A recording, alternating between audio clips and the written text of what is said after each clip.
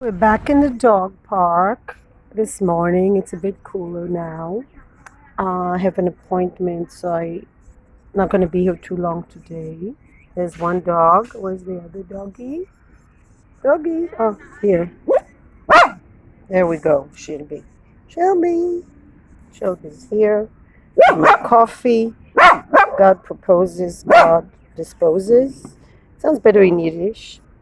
Uh, Man plans, God laughs, or man plant, God lacht. And I'm reading a book about Samson and Delilah. Well, Samson actually.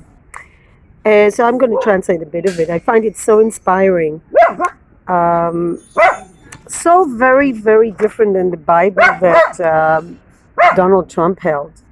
So right now I have three figures that for me are the prototypes of hypocrisy. One of them is Donald Trump with his Bible. I mean, excuse me, you're holding the Bible? What does it say in the Bible that you have to be cruel to people and beat them up because they're color of their skin? Probably there is such a, in the Bible you can find everything to justify anything, which is why it shouldn't fall. It's like a weapon. It shouldn't fall in the wrong hands. And I heard the minister speak out against his use of the church for that. Yeah, it's really sad. But my only answer for that is vote. Then we have number two, hypocrisy. It's Meghan Markle and Prince Harry, who moved to LA at the height of the coronavirus crisis to the country that has the most, is it the most fatalities at the moment? Is it? I think it is. What a safe place to raise a baby of mixed race. Yeah, just when America is burning down. And where is Meghan? Screaming racism in UK, but in US she's silent as the lamb. She's silent as a fish. What is a good metaphor? She just doesn't talk about anything that doesn't concern her personally, which, if you hadn't realized that they're both narcissistic personality disorder, well, wake up and smell the roses. I really don't care about the royal family as much as I see them as people that we can learn from. That I think there's every family. There used to be a really funny comedy show called The Royal Family, because in every family we have the King Charles, Prince Charles, the Queen. We have all these types. Harry, Meghan, the daughter-in-law from hell. So there have been some rumors that her mother spent time in prison. I understand she comes from a really tough neighborhood, tough terrain, but she's never actually immersed herself in African American life. She never experienced life as an African American, which is, I think if she had, she wouldn't have blamed the UK for being racist. I mean, I think US really takes the cake for being racist towards African Americans. I don't think UK can even come close. In no way. Correct me if I'm wrong.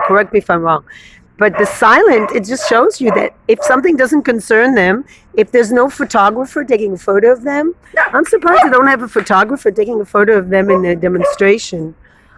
But I'm sure they're going to do what Donald Trump did. They're going to put up a sign.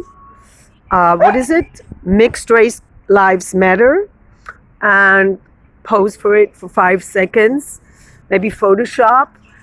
Yeah, I have a tip for Meghan and Harry. Photoshop. It's so much less expensive. Photoshop. And just get somebody to read a script. It will save you public relations. Saves a lot of money. As for security, just get a pit bull. Saves a lot of money too. Now the third hypocrisy is I live next to a synagogue. Now is the countdown to the next pogrom. Pogrom is a word for Jewish when they, in Russia and Poland, they used to massacre the Jews for all kinds of reasons. So every Friday, Saturday, I have a pogrom at the footstep of my door, screaming, shouting, kids fighting.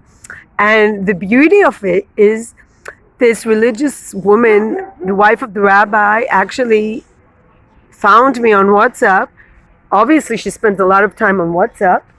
I don't know where she finds the time. She claims to have 10 kids. And she says, I don't respect the children if I complain that they're in a synagogue next door and they put their kids in the entrance to my building to play soccer. That's right. And then in an entrance to a building where there's kittens, there's a bunch of kittens there, and what they do is those wonderful little religious children, they went wild.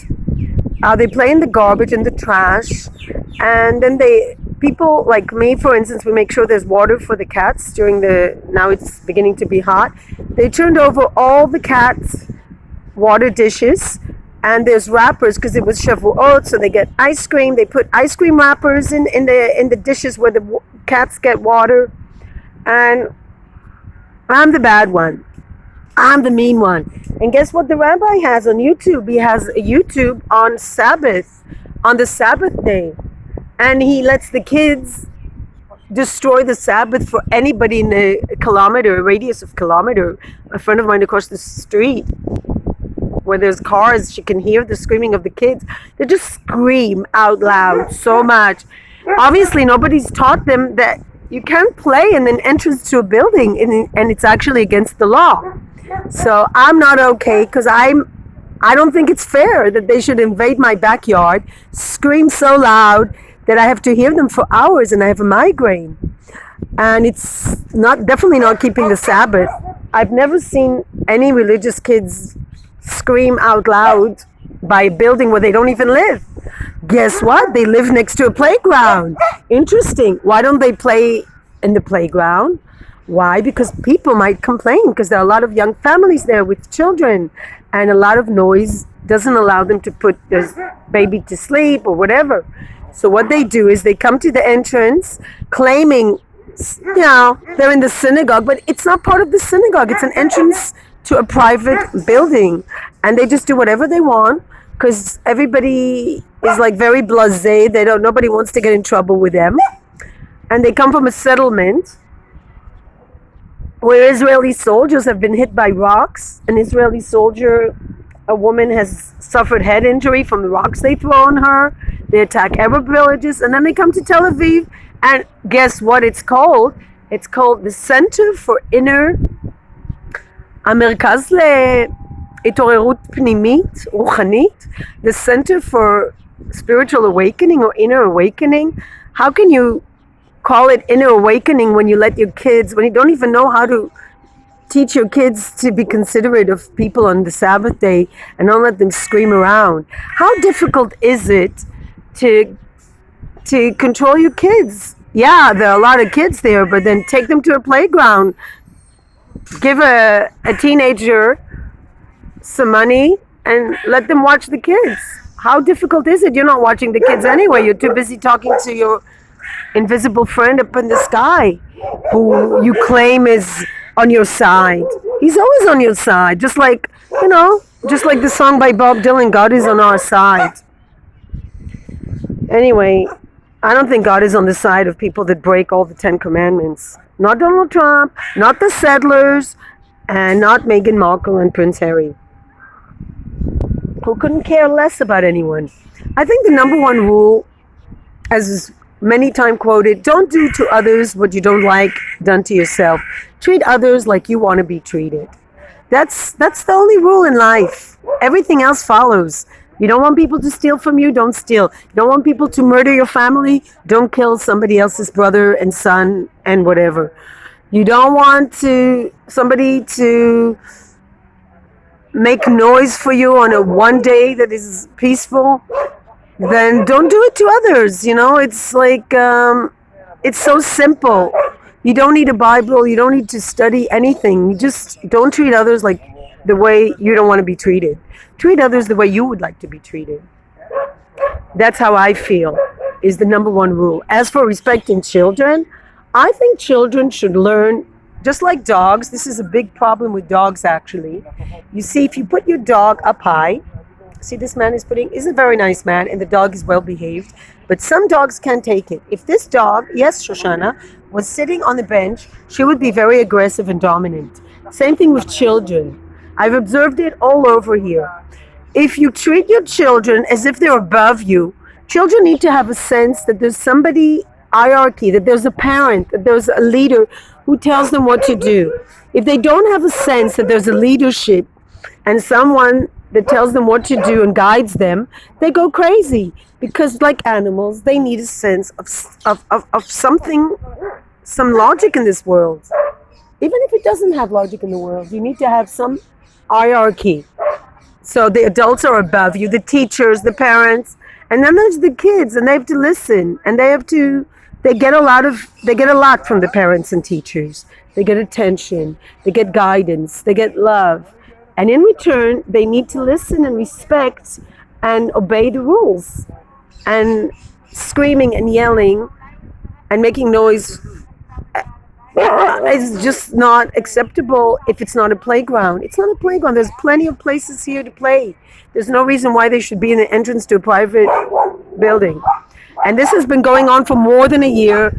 The police has come countless times informing them of the law, but they still break the law. And then they talk to God, but they don't respect people around them. They don't respect the need of people on the Sabbath to have peace in their homes. They put their kids under the balcony in front of apartments where people want to maybe sleep. And they just let them scream and play football on the Sabbath day. And I don't think that's fair. I really don't. When there's so much here, space they could have taken their kids to.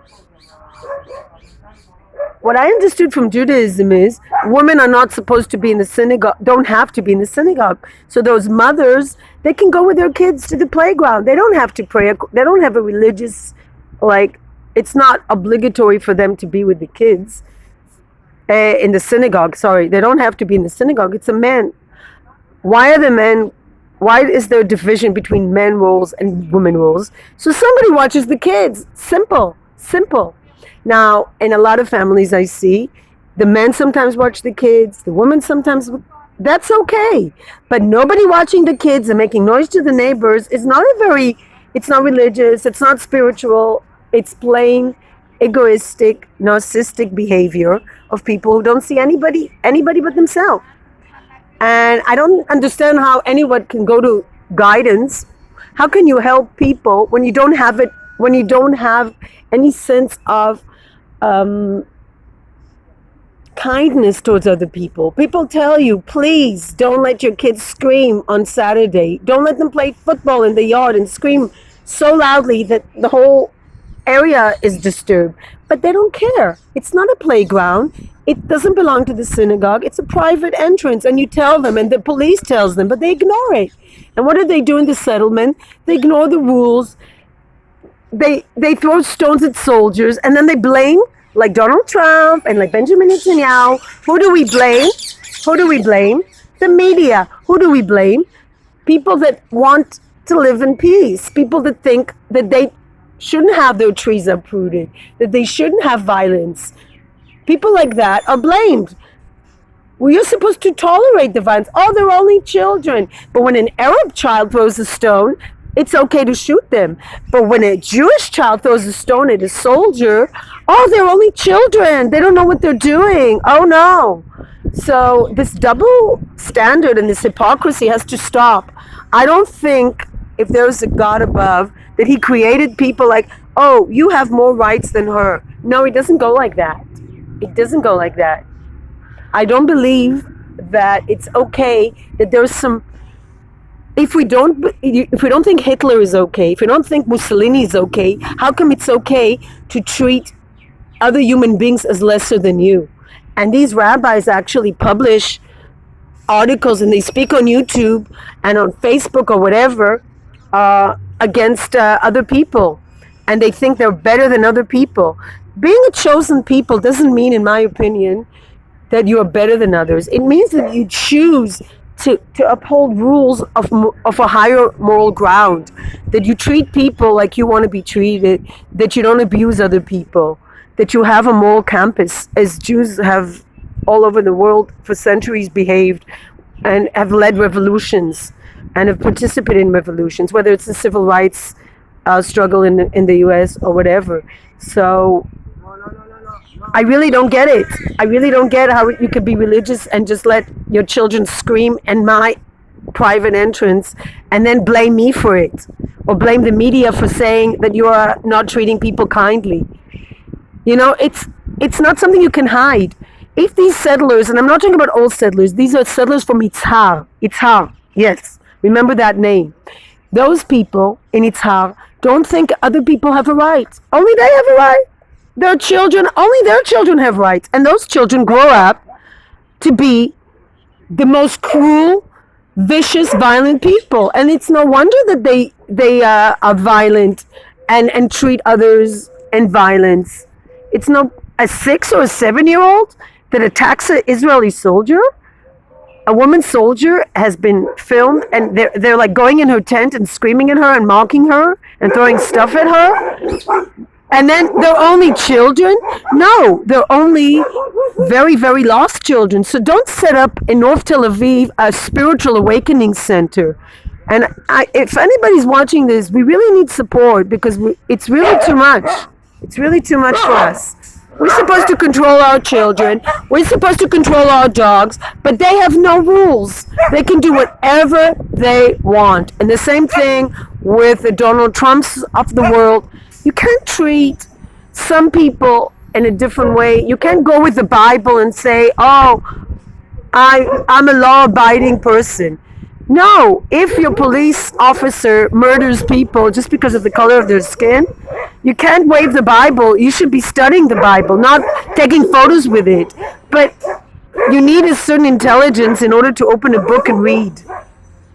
And not everybody can read books, There's audiobooks. I suggest, some people are better at audiobooks or whatever. I think it's no coincidence that the only pet, that Donald Trump is the only vice president in American history, yes, that doesn't have a pet. You know why? What his pets are? He wants to set vicious dogs on demonstrators. Those are his pets.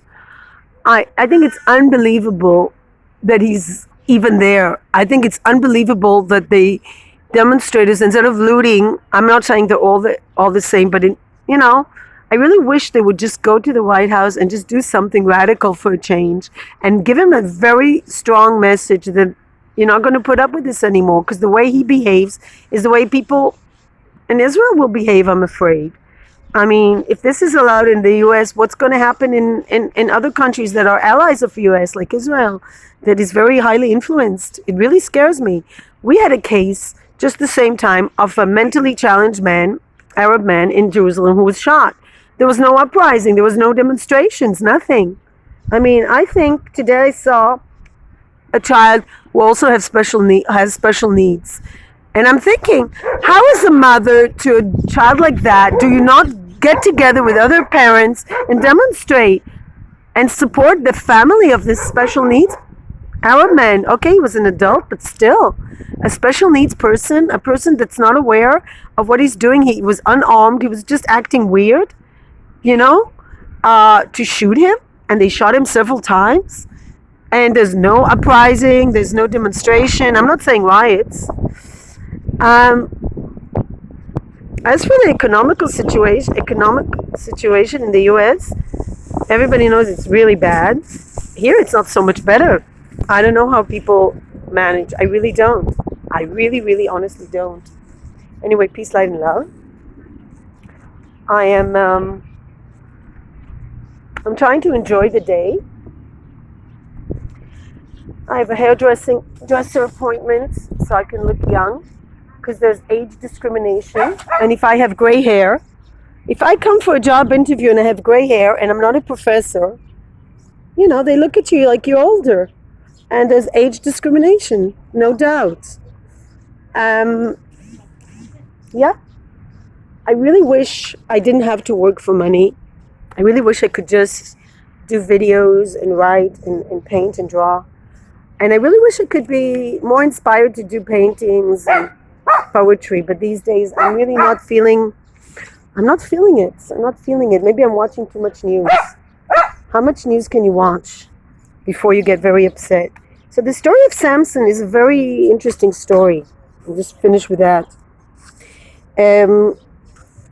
A lot of literature, music, it says here even film, talked about Samson and Delilah, about love, about being vulnerable and somebody abusing your vulnerable side. I don't know about you, but I can definitely identify with that. We all have vulnerabilities, and we have to be so careful, because once we show our vulnerable side, the psychopath and the narcissists, they're going to take advantage of that. And if you're a nice person, you're going to get taken advantage of, no doubt.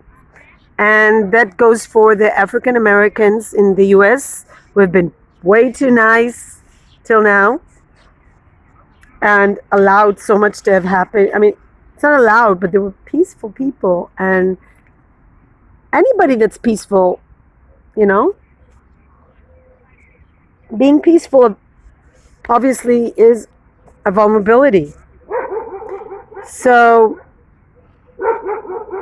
it's just, it's really hard to read this, because it's a very, very difficult story. The story of Samson, the way he was born with supernatural powers, and then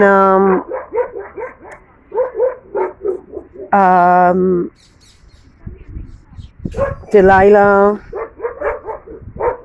gives him to the Philistines. It's really hard to read it. It's hard to see it. For me, it's not a coincidence I'm reading about Samson, because in a way, it's the George Floyd. George Floyd is like a big guy. He has a lot of power, a lot of physical power. And his vulnerability was that he was a good guy. He was not violent. And unfortunately, it's a violent world, and you need to know how to protect yourself. And the problem is, what do you do when the very people who are supposed to protect you act in violence? That's the question. Because it's not like somebody attacked him, it's the police. And if the police attacks you, what do you do? What can you do? Armed police? It's really difficult. It's really difficult for me to see police in the same way I looked at it before this case. And I understand that I have nothing to fear, because I don't have anything. I'm not in a target group, but I'm thinking about all the people that are in a target group. And I think they should speak out, definitely. Poor George wasn't able to speak out because he didn't survive this ordeal. And I think next time you see somebody being choked, you should just do everything. Get together. That's the point. Alone, it's like the story of the metaphor of a stick. One stick can't do anything, but if you take a bunch of sticks and you put them together, they become very powerful. People, and this is the whole idea of United States, isn't it?